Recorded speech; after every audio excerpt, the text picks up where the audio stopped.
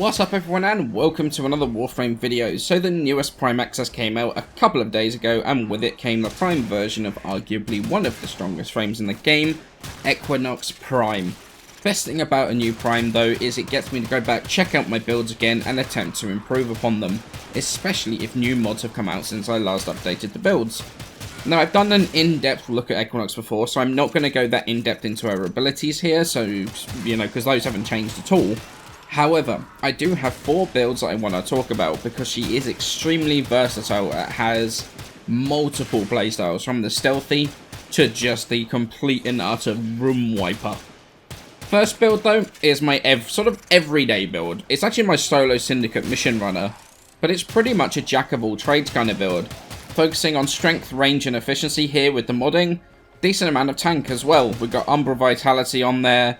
And actually combining that with Grace and Guardian actually makes it tankier than you would really kind of expect. Max fleeting on here is because with max efficiency but only 40% duration, that actually gives you the lowest possible drain on your mend or maim. So while the last couple of ranks on the mod are needed, we're using them to drop our duration down to that optimal amount. The idea behind this build though is to make it either work in night or day form. In night form you keep up your 3 to build up the slow from Peaceful Provocation, get the damage reduction, and the drain is so low you can keep up your mend almost all of the time, which gives you shield for every enemy you kill and gives you the ability to push your shields way into over shield territory as well and give you a decent amount more survivability. Or you can switch into night form and activate your 3 and 4 at lower levels, or just your 4 at higher levels for a pretty solid main build as well. At those lower levels the slash procs are enough to straight up kill enemies, which is when having the strength buff from Peaceful Provocation comes in handy. But once those drop off, you don't need to worry about that more, and you can just straight up run your main. You don't have to worry about anything else. Problem with this really is, well, this build is kind of, it can be potentially a little bit clunky. At least it can feel that way because you're using energy conversion. So in the night build, you've got to get an energy orb before activating your 3. And then also before activating your 4 as well. But this build is one I like a hell of a lot, and I actually find it to be incredibly effective. Next build is a bit of a crazy one, and it's as crazy in game as it looks on paper, and that is an insane strength and range main build for low level blitzing of defenses. Due to the way efficiency works, we've actually got prime continuity on here to even out the drain a little bit. I know it looks weird, but that's the reason it's on there.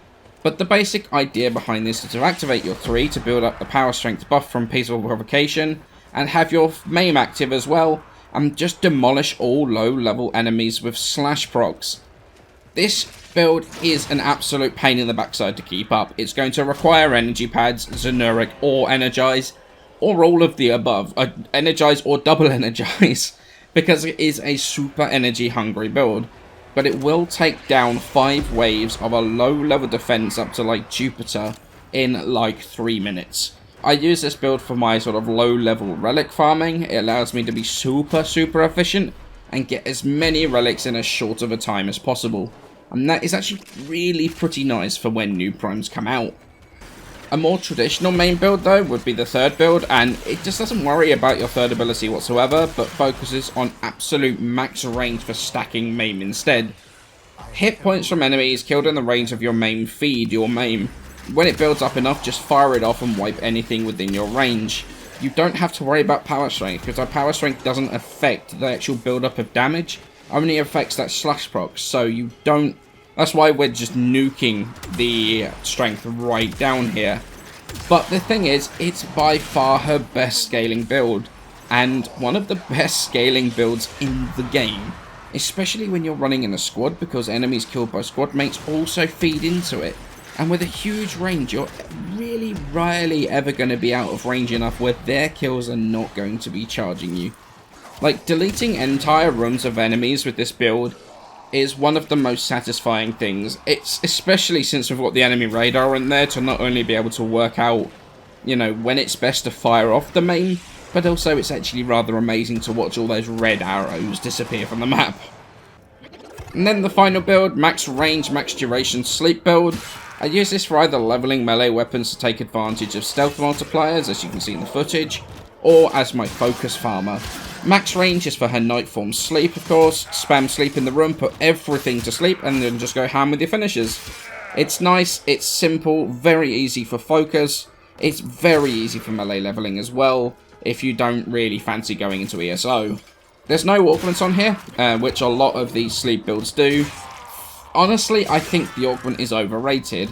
With a ton of range, it only spreads like 15 meters anyway, which, to be fair, if an enemy is within 15 meters and it's not asleep, they probably already spotted you anyway. So you're just better off having more range, making sure the job of putting them to sleep is done properly to start with, than trying to basically bail yourself out with an augment that isn't that effective.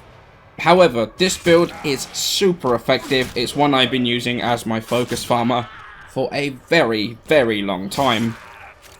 So, I hope this helps you with the builds I'm running with Equinox and Equinox Prime, and what I'm actually using them for and how. She is a hugely complicated frame with the largest amount of abilities in the game. As such, she also comes with a large amount of modding options as well. She just makes me wish that we had more config options. These builds have done me amazingly well. I've been testing them thoroughly, which is actually why the video's taken a couple of days to come out. Feel free to let me know in the comments below which builds you enjoy with her, and if you've got any suggestions how to improve the builds. Equinox is one of my favourite frames because of just how flexible she is and how many things she can do, as well as how satisfying she is to play. So seeing her super beautiful Prime in game has made me very, very happy. So I thank you all so much for watching this video. I hope you have a wonderful day, and I shall see you in the next video.